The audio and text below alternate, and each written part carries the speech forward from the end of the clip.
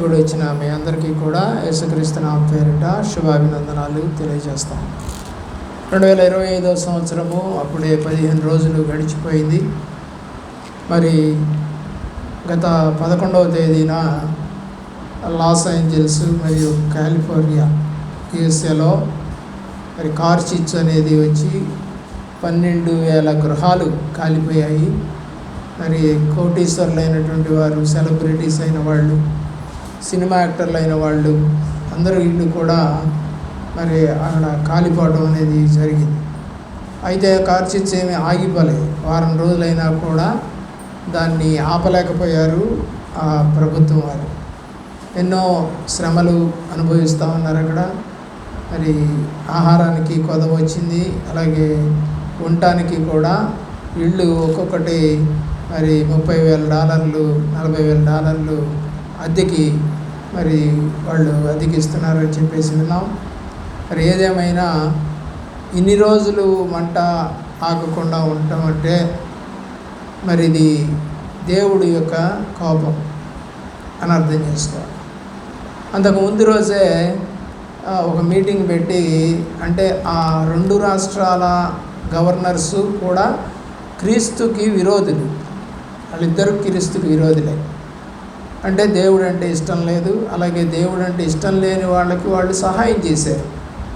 అంతేకాదు, ఒక మీటింగ్లో ఒక లేడీ ఏం చెప్పిందంటే, ఈ యొక్క భూప్రపంచంలో క్రీస్తు అనేవాడు 0 అని చెప్పి మరి ఆమె మీటింగ్లో చెప్పడం జరిగింది. అది జరిగిన మరుసటి రోజే ఇది జరిగింది. కాబట్టి దేవుడు ఉగ్రత అనేది మరి ఎలా వస్తుందో ఏంటో వాడికి తెలియదు. దేవుడు లేడు అని చెప్పి వాళ్ళు అన్నారు, దేవుడు ఉన్నాడు అని రుజువు చేస్తూ ఉన్నాడు. కాబట్టి మనము ఈ రోజులలో చాలామంది దేవుడు లేడని తిరిగే వాళ్ళకి ఒక గుణపాఠంగా అది కనపడదు. అయితే దేవుడు యెహెజ్కేలు గ్రంథములో 36వ అధ్యాయము 11వ వచనములో ఒక మాట మనతోటి రాస్తూ ఉన్నాడు. దేవుడు ఏమని రాస్తూ ఉన్నాడంటే, అధికమైన మేలు మీకు కలగజేయుదును మునుపటి కంటే. చదవండి 11. అధికమైనటువంటి మేలు మీకు కలగజేయుదును. కాబట్టి దేవుడు వాక్యం ఏం చెప్తుందంటే, ఇదివరకుడు కన్నా కూడా మరి 2025 సంవత్సరంలో అధికమైన మేలు మీకు కలగాలని దేవుడు ఆశిస్తూ ఉన్నాడు. ఒకవేళ ఇంతవరకు మేలు చూడలేదేమో, కుటుంబంలో గొడవలు, ఆర్థిక సంబంధమైనటువంటి ఇబ్బందులు, అనారోగ్యాలు ఒకవేళ నీలో ఉన్నాయేమో, మరి దేవుని రక్షణ లేకుండా ఒకవేళ ఉన్నావేమో, ప్రార్థన లేకుండా ఉన్నావేమో, అవన్నీ కూడా ఈ సంవత్సరంలో జరుగునుగాక అని దేవుడు మనతో చెప్తున్నటువంటి మాట. మునుపటి కన్నా కూడా, అంటే ఇదివరకు ఏదో కొంచెం ఉండుండొచ్చు నీకు, అయితే దానికన్నా కూడా అధికమైనటువంటి మేలును నేను మీకు కలగజేయుదును అని దేవుడు మనతో మాట్లాడుతూ ఉన్నాడు. ఈ యొక్క మేలు అందరికీనా లేదా కొంతమందికైనా అంటే, దేవుని వద్దకు వచ్చు ప్రతి వారికి కూడా, నిజముగా నమ్మకంగా ఉన్న ప్రతి వారికి కూడా. ఇప్పుడు బాగా చదువుకున్నటువంటి పిల్లలు ఒక ఎయిమ్ ఉంటుంది, ఏంటంటే నేను ఉద్యోగం సంపాదించాలి, మంచి పొజిషన్లో ఉండాలి. మరి వస్తుందా అంటే బాగా చదివితే వస్తుంది. అలాగే దేవుళ్ళో బాగా మనం ఎదిగితే, అంటే నమ్మకంగా ఎదిగితే మేలు కూడా ఏమీ కొదవ కాకుండా దేవుడు దయచేస్తాడు. లూకాసు సువార్త 7వ అధ్యాయము 3-4 వచనాలు. లూకాసు సువార్త 7వ అధ్యాయము 3-4 వచనాలు. శతాధిపతి కనపడతా ఉన్నాడు ఇక్కడ, ఒక ఉద్యోగస్తుడు కనపడతా ఉన్నాడు. ఆయన వచ్చి తన దాసుని స్వస్థపరచాలని ఆయనను వేడుకొనుటకు యూదుల పెద్దలను ఆయన యొద్దకు పంపెను. వారు యేసునొద్దకు వచ్చి, నీ వలన ఈ మేలు పొందుటకు అతను యోగ్యుడు. ఏమిటంటే, ఒక వ్యక్తిని గురించి యూదులు అంటా ఉన్నారు, నీ వలన మేలు పొందుటకు ఇతడు యోగ్యుడు, ఈ మందిరం కట్టడానికి అతను సహాయం చేశాడు అని కూడా చెప్పారు. ప్రియులారా, ఏంటంట, అతను యోగ్యుడు.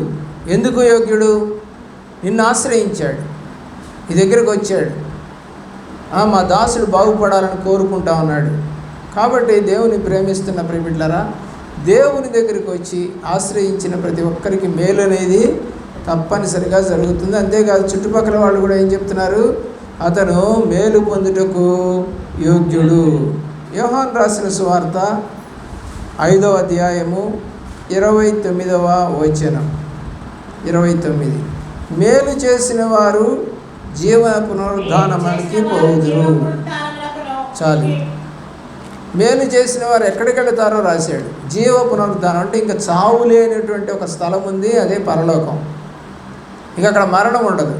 ఇక్కడ మరణం ఉంటుంది, కానీ భూమి మీద యేసు ప్రభు వారు కూడా జన్మించిన తర్వాత మరణం చెందారు, కానీ ఆయన తిరిగి లేచాడు.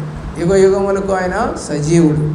అలాగే మనం కూడా యేసు ప్రభు లోనికి బాప్తిజం తీసుకొని యేసు ప్రభు మాటలు వింటూ నడిచినట్లయితే, మేలు చేస్తే కనుక, మేలు చేసిన వారు ఎక్కడికి వెళ్తారంట, జీవ పునరుద్ధానానికి వెళతారు.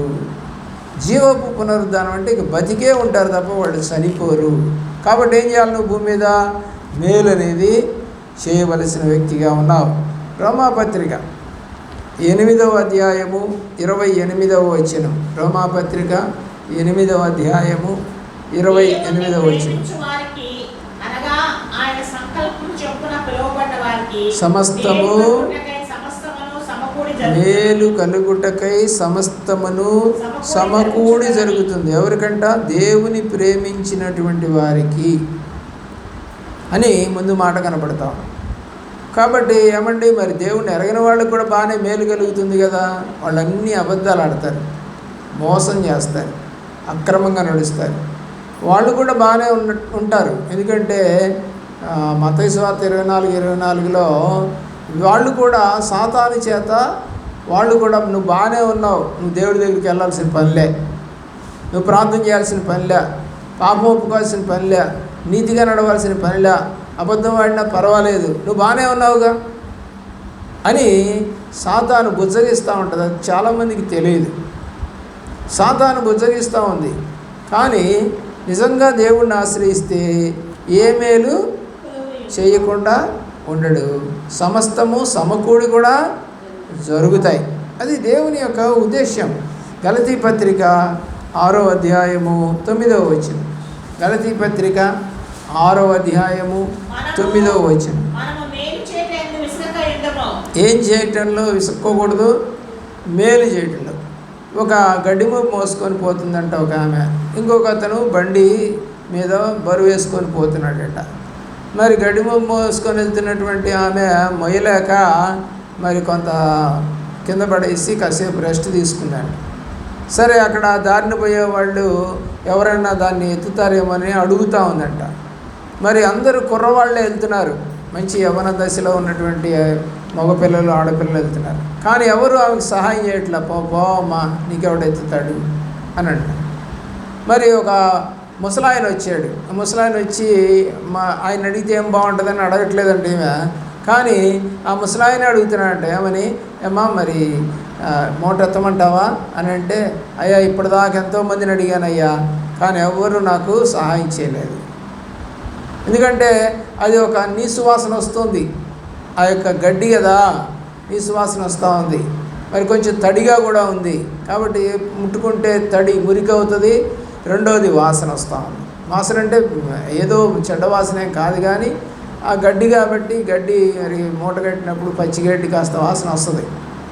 అది అందుకని తీసి మనము విడిగా గేదెలకు వేస్తూ ఉంటాం. ప్రియులారా, ఆలోచించేయండి.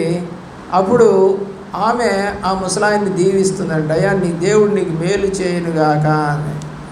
దేవుడు ప్రేమిస్తున్న ప్రియబిడ్డలారా, మేలు చేయటం నీకు చేతనైనప్పుడు నువ్వు చెయ్యకుండా ఉండద్దు. అలాగే బండి నడుపుకుంటూ పోతున్న వ్యక్తి బరువు మీద ఒక ఎత్తులోకి నడవడానికి లాగటానికి కుదరటం లేదు. సరే, ఎవరో బళ్ళ మీద పోతున్న వాళ్ళు అనేక మంది కుర్రవాళ్ళు చూసుకుంటూ పోతున్నారట. మరి అతని వల్ల ఏమైంది, ట్రాఫిక్ ఆగిపోయింది. ఎందుకంటే ఆ బండి పోతేనే కానీ మిగతా బళ్ళు పోవడానికి లేదు. మరి ఆ బండి ఏమో లాగలేక నడుపుతున్నాడు అతను. సరే, ఇంతలోకి కారులో కూర్చుని ఆయన అసలు ఏమిటి, ఎందుకు ఆగింది ట్రాఫిక్ అని దిగి పోయి చూస్తే ఆయన లాగలేక లాగుతున్నాడు. అప్పుడు అతనికి వెనక నుండి సహాయం చేసి నెట్టాడట. నెట్టుకుంటూ పై దాకా వెళ్ళిన దాకా కూడా నెట్టాడట. అప్పుడు అందరూ చూసి శబాష్ అన్నారంట, కానీ ఒక్కడు కూడా సహాయం చేయలేదు. అదే ముందే చేస్తుంటే అంత ట్రాఫిక్ ఆగి ఉండేది కాదు. కాబట్టి అతను మరి మధ్య వయస్కుడు, అతను అన్నట, అయ్యా చల్లగా దేవుడు నీకు మేలు చేయనయ్యా అని చెప్పేసి అన్నాడట. నిజంగా ప్రియులారా ఆలోచించి, ఈరోజు మేలు చేయటాన్ని నీకు చేతనైనప్పుడు దాన్ని చేయకుండా ఉండద్దు. అవకాశం, తాగుబోతుకి డబ్బులు ఇవ్వకు, సిగరెట్ తాగేవాడికి డబ్బులు ఇవ్వకు, గుట్కా తినేవాడికి డబ్బు ఇవ్వకు, ఏమండి మరి పెళ్ళాన్ని కొట్టేవాడికి డబ్బు ఇవ్వకు, ఊరక బలం ఉన్నా కూడా ఊరక తిరిగేవాడికి నువ్వు డబ్బులు ఇవ్వాలి. నిజముగా కాళ్ళు చేతులు లేకుండా, దిక్కుమొక్కు లేకుండా, దరిద్రుడుగా దీనుడుగా ఉన్నవాళ్ళకి నువ్వు సహాయం చేస్తే బీదలను కటాక్షించువాడు యెహోవాకి అప్పిచ్చువాడు. కాబట్టి మేలు చేయండి అని దేవుడు వాక్యము సెలవిస్తూ ఉంది. ఎఫెసీ పత్రిక 6వ అధ్యాయము 2వ వచనం. ఎఫెసీ పత్రిక 6వ అధ్యాయం 2వ వచనం. మేలు కలగాలంటే ఇంకొక మాట ఏం చెప్పాడంటే దేవుడు, నీ తల్లిని తండ్రిని సన్మానించాలి. తల్లిదండ్రులను ప్రేమించకుండా చాలామంది విడిపోయి దూరంగా కాపురాలు పెట్టి వాళ్ళ అమ్మ నాన్నని పట్టించుకోకుండా వాళ్ళకు వచ్చే పెన్షన్ డబ్బులు తింటూ, లేకపోతే వాళ్ళకున్న ఆస్తిని అనుభవిస్తూ వాళ్ళని పట్టించుకోకుండా ఉన్నటువంటి ఎంతోమంది కొడుకులు కానీ, కోడళ్ళు కానీ, కూతుళ్ళు కానీ, అల్లుళ్ళు కానీ ఉన్నారండి. అయితే దేవుడైతే వాక్యం చదివిస్తూ ఉన్నాడు, నువ్వు కొడుకు కావచ్చు, కూతురు కావచ్చు, తల్లిదండ్రులను నువ్వు సన్మానిస్తే నీకు మేలు కలుగుతుంది అని దేవుడు వాక్యము సెలవిస్తూ ఉంది. మరి నిన్ను గురించి పట్టించుకునే పిల్లలుగా నీ పిల్లలు ఉన్నారా? అమ్మ బాగుందా, నాన్న బాగున్నావా, ఏమైనా కావాలా, ఏమైనా తెచ్చిపెట్టమంటారా, మరి సర్దుకుపోయే మనస్తత్వం ఉందా? ఇవన్నీ కలిగి ఉంటే మేలు చేసిన వారిగానే మనము ఉంటాం. హెబ్రీ పత్రిక 12వ అధ్యాయము 10వ వచనం. హెబ్రీ పత్రిక 12వ అధ్యాయము 10వ వచనం. మేలు కొరకే దేవుడు మనల్ని శిక్షిస్తాడట. కాబట్టి దేవుడు ఎందుకు అప్పుడప్పుడు మనకు శ్రమలు వస్తున్నాయంటే నీకు మేలు చేయాలని.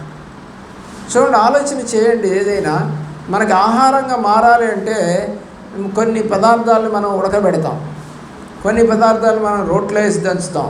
అయ్యయ్యో చేప ఉడుకుతుంది, నూనెలో కాగుతుంది అనుకుంటామా?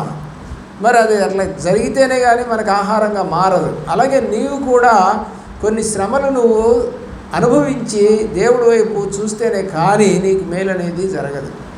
మేలు చేయటానికే ఆయన శిక్షిస్తాడట. ఎవరిని కూడా మేలు చేయకుండా వదిలిపెట్టే దేవుడైతే కాదు. ప్రియులారా, ఆలోచన చేయవలసిందిగా కోరుతా ఉన్నాం.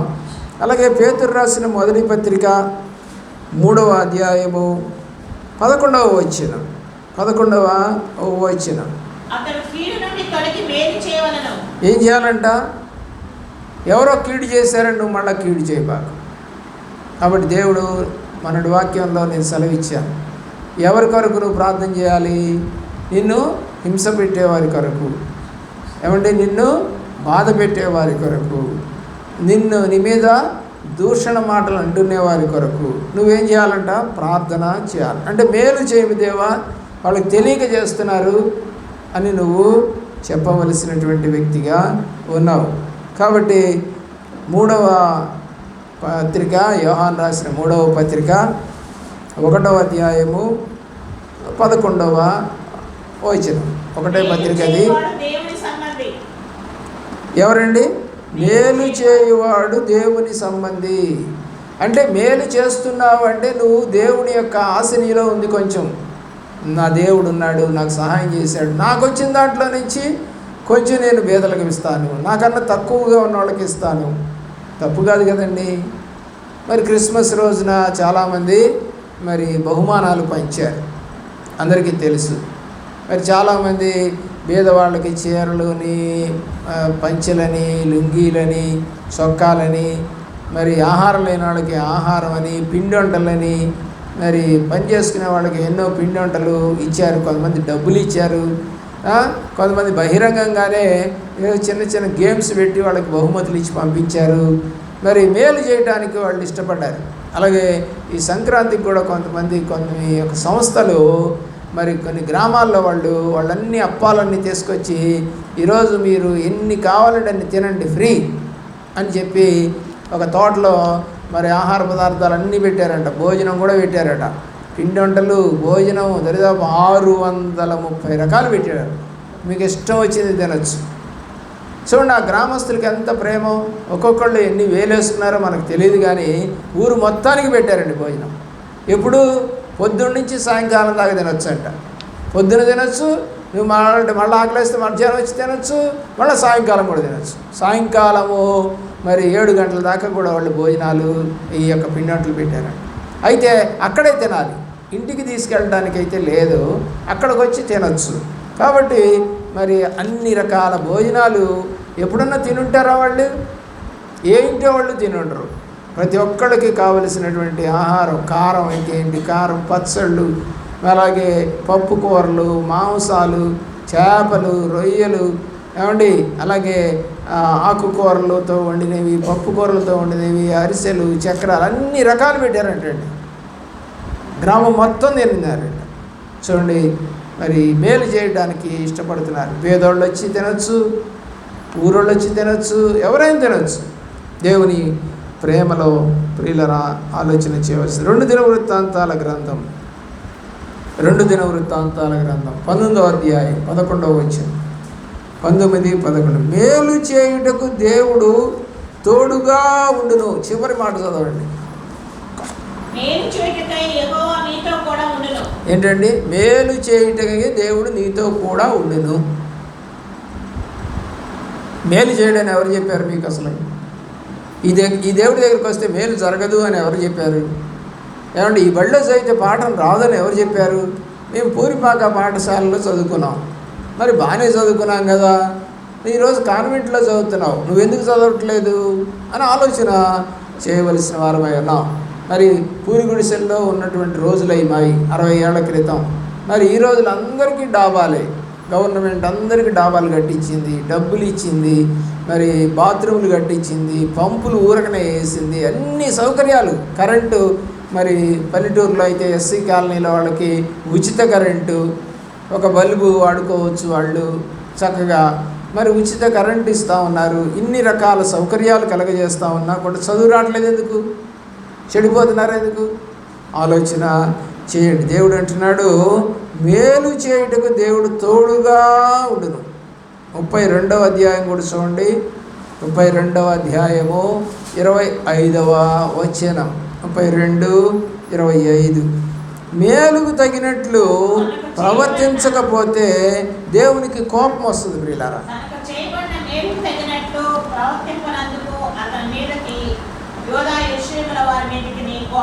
ఎవరిది? దేవుడి కోపం. ఆలోచించేయండి. దేవుడు చేసినటువంటి మేలుకు తగ్గట్టుగా ప్రవర్తించకపోతే, మనకి మేలు చేసిన వాళ్ళు ఉన్నారు, వాళ్ళు కనపడ్డారు, బాగున్నారండి, నమస్కారం అండి, వందనాలండి అని చెప్పగలుగుతున్నావా? లేదా? కాబట్టి మేలు పొందావు నువ్వు ఒకళ్ళ ద్వారా, ఆ మేలుకు తగ్గట్టుగా నువ్వు ప్రవర్తించకపోతే కూడా దేవునికి కోపం వస్తుంది అని బైబిల్ తెలియజేస్తూ ఉంది. ఎజ్రా గ్రంథం 8వ అధ్యాయము 22వ వచనం. ఎజ్రా గ్రంథము 8వ అధ్యాయము 22. మేలు కలుగుటకై దేవుని ఆశ్రయించాలి. మేలు కలగాలంటే దేవుణ్ణి ఆశ్రయించాలి. మనము మేలు కలగటానికి ఎవరెవరినో అధికారులను, మనకు తెలిసిన వాళ్ళను, డబ్బున్న వాళ్ళను కలుస్తూ ఉంటాం. ప్రియులరా, కొన్ని సందర్భాల్లో మనకి దిక్కుదోచదు, అది ఎవరిని అడగాలో కూడా తెలియదు. మాకు కూడా అలాంటి పరిస్థితి ఒకసారి వచ్చినప్పుడు మేము ఏం చేయాలో మాకు అర్థం కాక మేము ఇద్దరం ప్రార్థన చేసుకున్నాం, భార్యాభర్త.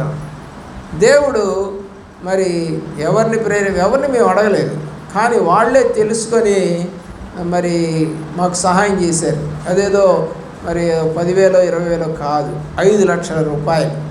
మరి 5 లక్షల రూపాయలు ఇవ్వాలంటే అవతల వాళ్ళు కూడా సంపన్నులై ఉండాలి, ధనవంతులై ఉండాలి, వాళ్ళకి కూడా దేవుడు మేలు చేసి ఉండాలి, మనకు మేలు చేయాలని వాళ్ళకి ఆశ కూడా ఉండాలి, నమ్మకం అంతే. అలాగే మేము కూడా అలాగా ఈ సహాయం పొందే ముందు ఒక అతనికి, అంటే మా బంధువులను ఒక అతనికి మేము 13 లక్షల రూపాయలు ఇచ్చాం. నేను అనుకున్నాను అప్పుడు, ఓహో నేను ఒకప్పుడు మేలు చేశాను కదా, కాబట్టి దేవుడు తిరిగి నాకు మేలు చేశాడు అని నేనైతే అనుకున్నాను దేవుని యొక్క ప్రేమలో. యోబు గ్రంథం 2వ అధ్యాయము 10వ వచనం. యోబు గ్రంథము 2వ అధ్యాయము 10వ వచనం. కాబట్టి మేలు ఒకటే కాదండి, ఒక్కొక్కప్పుడు దేవుడు కీడును రప్పించి, కీడులో కూడా నన్ను ప్రేమిస్తావా, కీడులో కూడా నా సన్నిధికి వస్తావా. రోగం వచ్చింది, కీడు అనుకుంటున్నావు. లేదా ఇంట్లో వాళ్ళు చనిపోయారు, కీడు అనుకుంటున్నావు. ఉద్యోగం పోయింది, కీడు అనుకుంటున్నావు. ఆరోగ్యం పోయింది, కీడు అనుకుంటున్నావు. ఇప్పుడు ఆరోగ్యం పోయింది యోబుకి. ఈ ఆరోగ్యం పోయినప్పుడు, ఆస్తి అంతా పోయినప్పుడు భార్య అయితే అంది, నువ్వు యథార్థతను వీడి చనిపోవయ్యా అని అంది. అయితే మేలుకేనా దేవుడు కీడు అనుభవించతగదా అని అన్నాడు. అంటే కీడులో కూడా దేవుణ్ణి మనము ఘనపరచవలసినటువంటి వారమై ఉన్నాం. 11వ అధ్యాయము 5వ వచనం చూడండి. దేవుడు మాట్లాడితే మేలు. కాబట్టి దేవుడు మాట్లాడాలి, మనుషులు కాదు.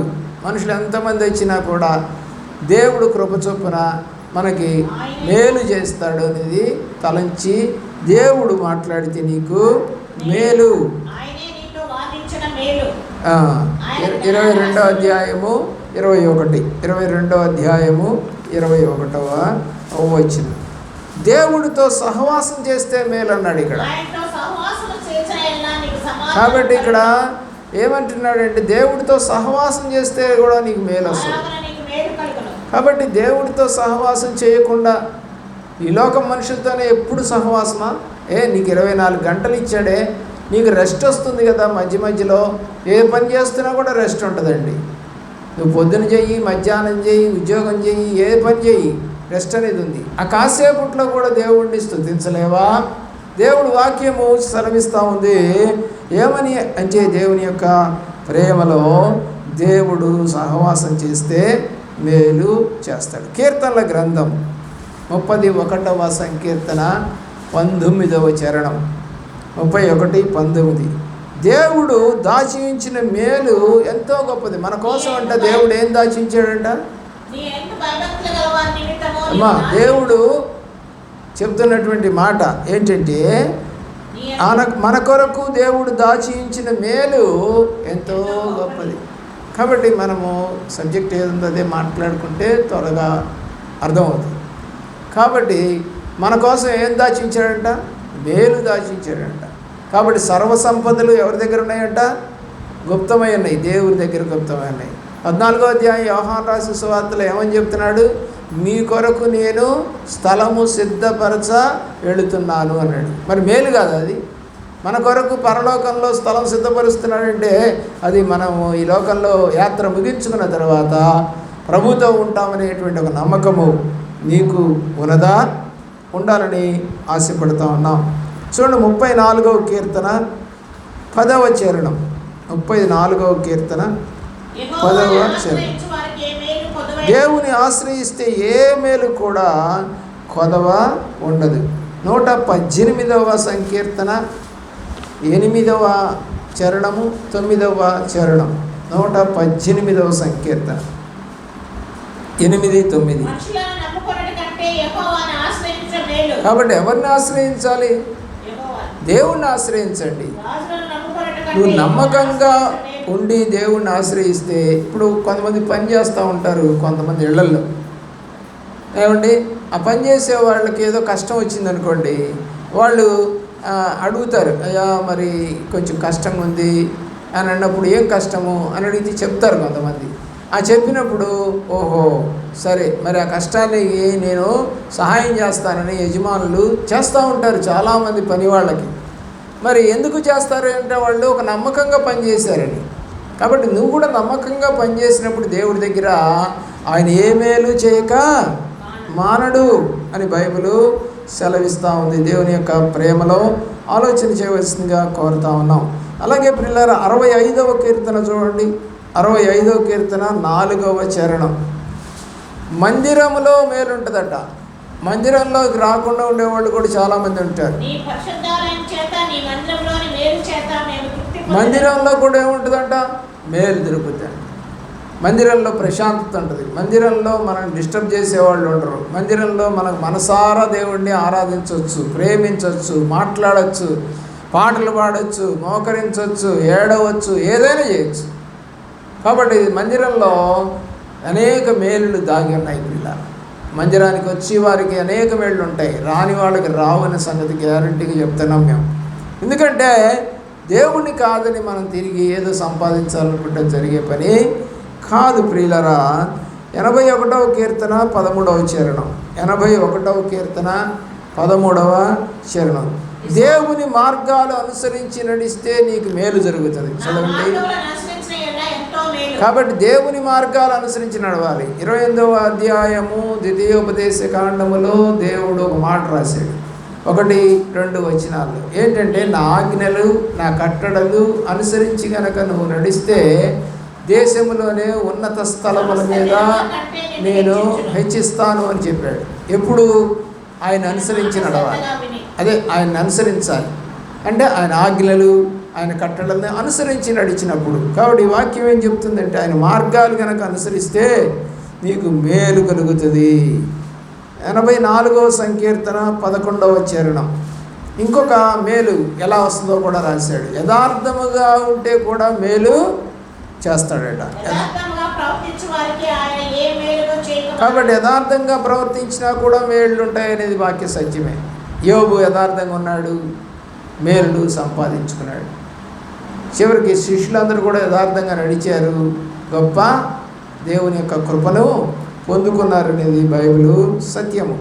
ఎప్పుడైతే నమ్మకం కోల్పోయినటువంటి గెహజీ, ఆకాను, దాతాను, కోరహు, అభిరాములు, అననీయ, సపీరాలు అండ్ ఇస్కరియోతు యోధా, వీళ్ళంతా నమ్మకంగా లేరు. దేవుడు ఆజ్ఞలను అనుసరించి నడవలేదు, వాళ్ళ సొంత నిర్ణయాలు తీసుకున్నారు. దావీదు కూడా ఒకప్పుడు తన సొంత నిర్ణయం తీసుకున్నప్పుడు తనకి కష్టం అనేది వచ్చింది. సౌలు సొంత నిర్ణయం తీసుకున్నప్పుడు దేవుడు వైపు చూడకపోయినప్పుడు చివరి అధ్యాయం 1 సమూయేలు గ్రంథంలో అతని 3 కుమారులు చంపివేయబడ్డారు. కాబట్టి బిలాము కూడా సొంత నిర్ణయం తీసుకున్నాడు. డబ్బు మీద ఆశపడి అతన్ని ఖడ్గంతో చంపారు. అతన్ని సోదిగాడు అని కూడా రాశారు యెహోషువ గ్రంథంలో. దేవుని యొక్క ప్రేమలో ఆలోచించింది. 95వ సంకీర్తన 7వ చరణం. 95:7. నమస్కారం చేసి సాగిలము, మీరు ఆయన మాటను అంగీకరించిన ఎంత మేలు. కాబట్టి దేవుడి మాటను అంగీకరించాలి. ఎప్పుడైతే దేవుడి మాటను అంగీకరించకుండా మన సొంత తలంపులు, సొంత మార్గాలు, సొంత ఆలోచనలు, ఏమండి నేనే గొప్ప, నాకు చేతకాంది ఏముంది, నాకు తెలియంది ఏముంది అని అహంకారం ఉండకూడదు. నీకు తెలియని దాన్ని అడిగి తెలుసుకోవడం తప్పు కాదు, తెలిసిన దాన్ని ఇతరులకు చెప్పడం కూడా తప్పు కాదు. 103వ కీర్తన 5వ చరణం. 103:5. దేవుడు మేలుతో నీ హృదయాన్ని తృప్తిపరచాలని ఆశపడుతున్నాడు. సిద్ధపడుతున్నావా? నన్ను తృప్తిపరుస్తాడు దేవుడు. 107వ సంకీర్తన 9వ చరణం. 107వ సంకీర్తన 9వ చరణం.